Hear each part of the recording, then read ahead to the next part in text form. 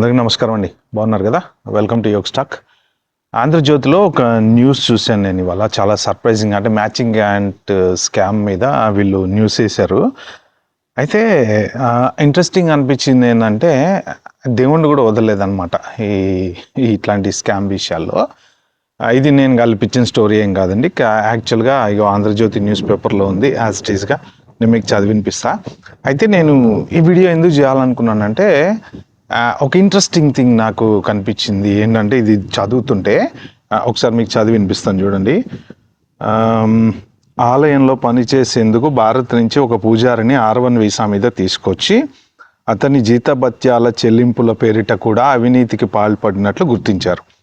అసలు అలాంటి అర్చకుడు ఆలయంలో ఎక్కడున్నాడని నూతన కార్యవర్గం ప్రశ్నించగా, అతని చిరునామా కాలిఫోర్నియాలో ఉందని, బాధ్యతలను రిమోట్గా నిర్వహిస్తుంటాడంటూ పాత కార్యవర్గం చెప్పడంతో అవాక్కయ్యారు.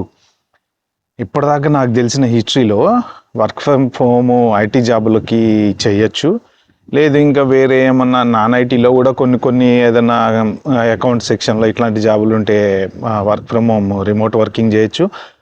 బట్ దేవుడి గుళ్ళో దేవుడి పూజ రిమోట్లో ఆన్లైన్లో చేయొచ్చు అని ఫస్ట్ టైం చూస్తున్నాను. జనరల్గా ఏంటంటే, మనం ఆన్లైన్లో ఏం చేసుకుంటాము, ఇప్పుడు ఏ సత్యనారాయణ సంపూజో లేకపోతే ఇంకోటి ఏదైనా చేయించుకోవాలి, మనకి కావలసిన బ్రాహ్మణులు ఉంటారు కదా, వాళ్ళతో చేయించుకోవాలి అంటే ఇండియాలో ఉన్నారు ఫర్ ఎగ్జాంపుల్, వాళ్ళని ఇంత దూరం తేవాలంటే ఖర్చు అవుద్ది, సరే మీరు కొంచెం ఆన్లైన్లో చేయించరండి చేసుకుంటామని చెప్పి మనం ప్రాక్టికల్గా చేస్తూ ఉంటే, వాళ్ళు చేపిస్తూ ఉంటే అది it is okay, quite understandable.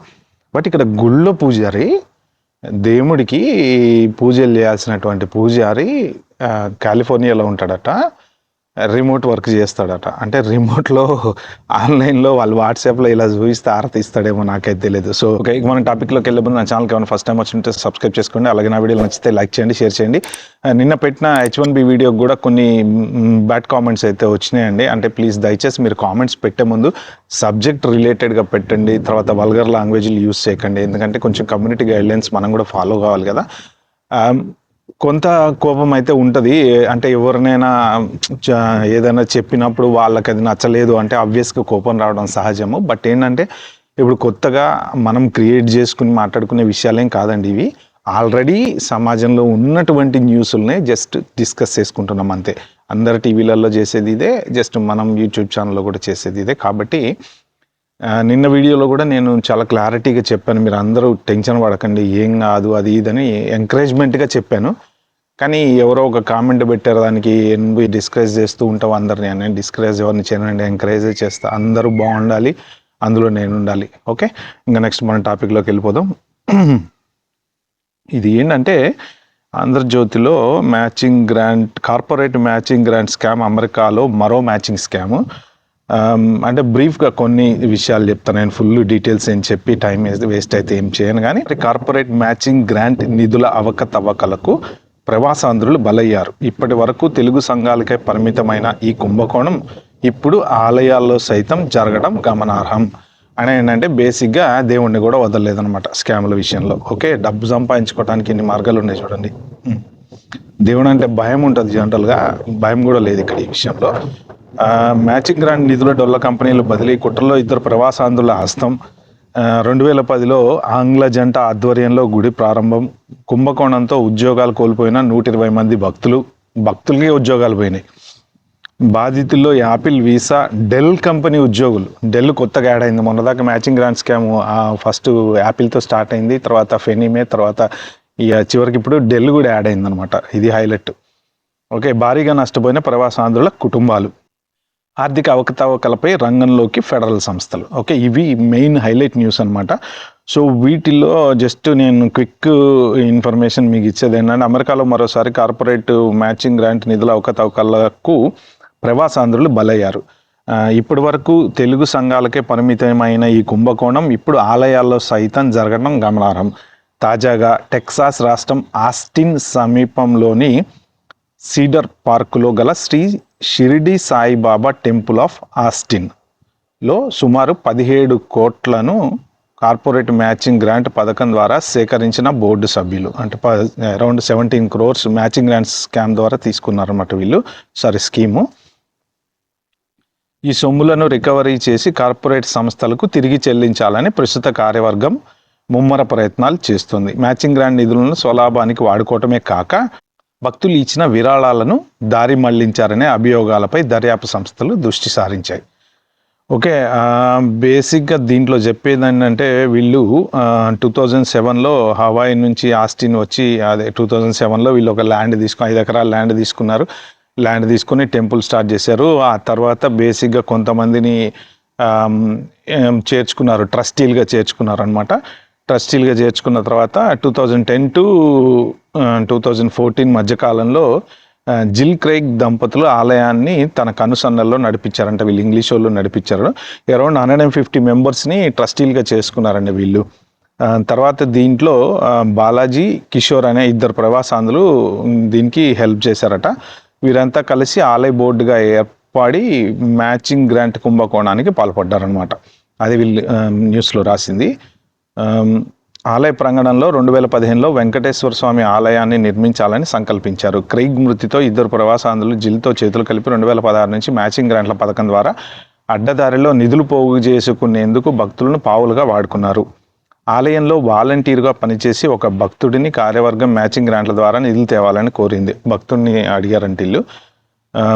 ఆ భక్తుడు యాపిల్ సంస్థలో తనకిచ్చిన షేర్లను కొన్నిటిని విక్రయించగా వచ్చిన $40,000 పాటు ఇంకా తన 3 ఫ్రెండ్స్ ద్వారా $80,000 కలిపి $120 లక్షల మ్యాచింగ్ గ్రాంట్స్ను ఆలయ ఖాతాలో జమ చేశారు. $120,000 వేశారట టెంపుల్ దాంట్లో ట్రస్టీగా వీళ్ళు. అయినప్పటికీ ఆ భక్తుడు తన మూలధనం $40,000 చెల్లించడానికి కూడా అప్పటి ఆలయ బోర్డు ఇబ్బంది పెట్టినట్టు సమాచారం. మన డొనేషన్ ఇచ్చే చోట కూడా మనకి ప్రాబ్లమ్స్ క్రియేట్ చేస్తున్నారు అయితే. ఓకే, ఇట్లా ఇక ఇంకో మరో 100 మందికి పైగా, నేను ఇంపార్టెంట్ బుల్లెట్ పాయింట్స్ నుంచి చదువుతున్నా అండి. సో మరో 100 మందికి పైగా ఉద్యోగాలు కోల్పోయారంట అని స్థానికులు చెప్తున్నారట. మొత్తం మీద 120 మంది ప్రవాసాంధ్రుల కుటుంబాల పరిస్థితి అగమ్య గోచరంగా మారిందట. ఎందుకంటే డబ్బులు పోతాయి, ఉద్యోగాలు పోతాయి, పరువులు పోతాయి, చాలా పోతాయి. కాబట్టి ఇక్కడ ఇంపార్టెంట్ చూడండి, ప్రస్తుత కార్యవర్గం చేపట్టిన ఫోరెన్సిక్ ఆడిట్లో ఈ భాగవతం అంతా బయటపడింది. $40,000 కోల్పోయిన వ్యక్తి తన బాధను వెళ్లిబుచ్చుతూ 2023 నవంబర్లో ఆలయ ట్రస్టీలకు మెయిల్ పంపించాడంట. అప్పటి వరకు నాన్ మెంబర్ సంస్థ అనే భావనలో ఉన్న భక్తులు మెంబర్ సంస్థ పద్ధతిలో డబ్బులు సేకరించి ట్రస్టీలను ఏర్పాటు చేసినట్లు తెలుసుకుని ఆలయ నాయకత్వంలో మార్పు కోసం తిరగబడ్డారు. చేసేది లేక శ్వేత జాతీయురాలతో పాటు 2 ప్రవాసాంధ్రులు, వారి కుటుంబ సభ్యులు రాజీనామా చేశారు. ఇంకా ఫైనల్గా వాళ్ళు ఈ ప్రెజర్ తట్టుకోలేక రాజీనామా అయితే చేయాల్సి వచ్చింది. తర్వాత కొత్త కార్యవర్గం జరిపిన ఫోరెన్సిక్ ఆడిట్లో విస్తుపోయే విషయాలు వెలుగులోకి వచ్చాయి. ఆలయంలో పనిచేసేందుకు, ఇదే నేను చెప్పింది ఇందాక, ఆలయంలో పనిచేసేందుకు భారత్ నుంచి పూజారిని తీసుకొచ్చారట R1 వీసా మీద. అసలు అక్కడ పూజారి లేడట, ఏమి లేడట. అడ్రస్ కాలిఫోర్నియాలో ఉంటుందట. ఆయన రిమోట్ వర్కింగ్ చేస్తుంటాడు. ఇది మాత్రం సూపర్ హైలైట్ అండి. క్రైగ్ మృతి తర్వాత జిల్ 2వ పెళ్లి చేసుకుంది. నూతన కార్యవర్గం 2024 అక్టోబర్లో సమగ్ర దర్యాప్తుకు ప్రారంభించింది. 2025 జనవరిలో డొల్ల కంపెనీలను మూసివేసిన జిల్ ఆస్టిన్ నుంచి వెళ్ళిపోయింది. ఇంకా ఆమె వెళ్ళిపోయింది. ప్రస్తుతం ఫెడరల్ సంస్థలు ఆలయంలో జరిగిన ఆర్థిక అవకతవకలపై దర్యాప్తు చేస్తున్నాయి.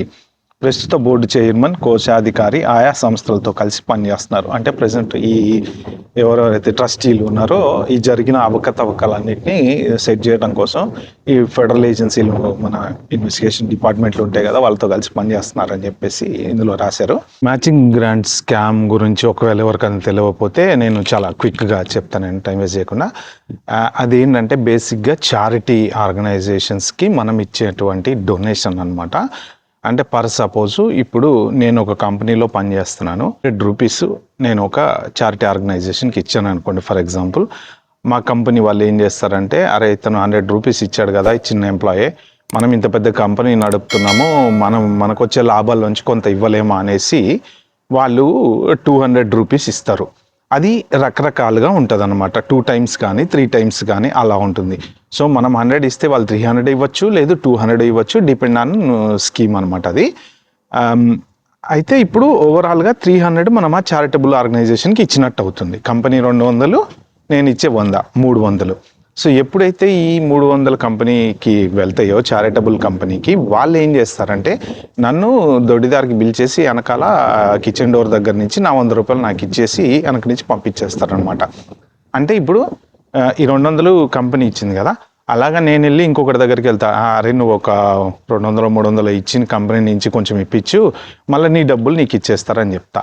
ఇంకొక ఆయన ఏం చేస్తాడంటే ఆయన ఒక 200 రూపాయలు ఇస్తాడు, కంపెనీ ఏం చేస్తుంది 400 రూపాయలు లేదా 600 రూపాయలు ఎలాగైనా సరే ఇస్తారనమాట. ఇవ్వగానే మళ్ళీ నేను అన్ని వెనక కిచెన్ డోర్ దగ్గర తీసుకెళ్ళి వాడు 200 వాడికి ఇచ్చేసి పంపించేస్తాను అనమాట. అంటే ఇది మ్యాచింగ్ గ్రాంట్. ఆ ఇచ్చేటువంటి మనం ఏదైతే గ్రాంట్ ఇస్తామో ఆ గ్రాంట్కి వీళ్ళు మ్యాచ్ చేస్తారు. 2 times అయినా మ్యాచ్ చేయొచ్చు, 3 times అయినా మ్యాచ్ చేయొచ్చు అనమాట. సో అలాగా కంపెనీల దగ్గర నుంచి డబ్బులు ఇప్పిస్తున్నారు. సో ఈ రిటర్న్ వీళ్ళు ఎవరైతే పెట్టాల్సిన డబ్బులు ఉన్నాయో వాళ్ళు వెనక్కి తీసేసుకుంటున్నారు.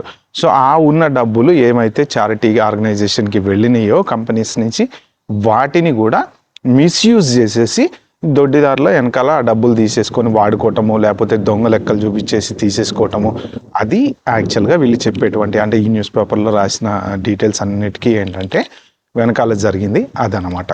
టెంపుల్ని కూడా వాడుకొని అడ్డదారిలో డబ్బులు సంపాదించవచ్చు అనేది మాత్రం ఇక అది మరి మన వాళ్ళకే సాధ్యం అనుకోవాలో ఏంటో నాకైతే తెలియదు. కానీ జస్ట్ ఏంటంటే నేను చదివిన న్యూస్ షేర్ చేసుకుందామని చేసుకుంటున్నా. ఇలా కూడా జరుగుతున్నాయి అంటే దేవుణ్ణి కూడా వాడుకుంటున్నారు అన్న ఒక ఉద్దేశంతో కొంచెం బాధ అనిపించిన వీడియో చేసి పెడుతున్నాను. కానీ ఎవరిని ఉద్దేశించి కానీ ఎవరిని కించపరచాలని అయితే కాదు ఫ్రెండ్స్. ఇది ఈ వీడియోలో నేను చెప్దాం అనుకుంది. వీడియో కనుక మీకు నచ్చినట్టుంటే ప్లీజ్ అండి like, share, subscribe my channel. Thank you.